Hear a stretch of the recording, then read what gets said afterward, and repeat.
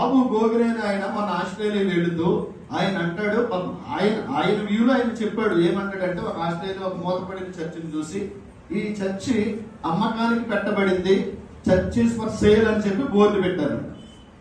ఆయన దాని గురించి ఏం చెప్తాడంటే, చర్చ్ ఎందుకు అమ్ముతున్నారు అని అంటే, ఇదివరకుట్లాగా ఏమండి విశ్వాసాన్ని చూసి నమ్మే రోజులు పోయినాయి. అందరూ ఎడ్యుకేటెడ్ అయ్యారు, సైన్స్ ని అందరూ తెలుసుకుంటున్నారు.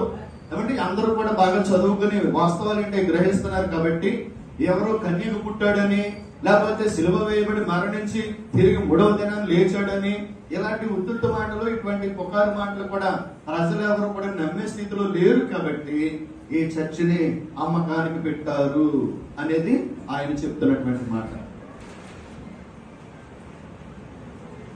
Human logic cannot understand the birth of the virgin birth of the Jesus Christ.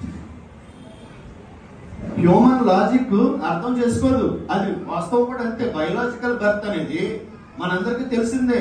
ఒక స్త్రీ పురుషుడు ఏకమైతేనే తప్ప ఒక శిశువు జన్మించడం అనేది జరగని పని. మరి అటువంటిది యేసు ప్రభువు గారు కన్యక పరిశుద్ధాత్మ నిన్ను కమ్ముకొనగా నీవు గర్భవతి అవుతావు అని చెప్పినప్పుడు, మరి పరిశుద్ధాత్మ కమ్ముకుంటే గర్భవతి అవడం ఏంటి? నిజానికి లోకంలో ఉన్న వారికి ఈ విషయం అర్థమవుతుంది. కానీ సింపుల్ గా నేను ఒక మాట చెప్తాను.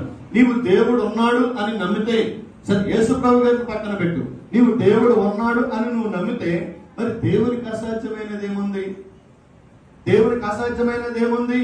దేవుడు ఈ సృష్టిని పదార్థము లేనప్పుడు, పదార్థము లేకుండా శూన్యములో నుంచి, వాక్యూములో నుంచి దేవుడు పదార్థాన్ని సృష్టించి ఎంత ఘనమైనటువంటి విశాలమైనటువంటి సృష్టిని చేశాడే. ఆయన ఒక కన్యక గర్భములో జన్మించడం పెద్ద కష్టమా? ఇది ఎంత చిన్న విషయం అండి ఆయనకి.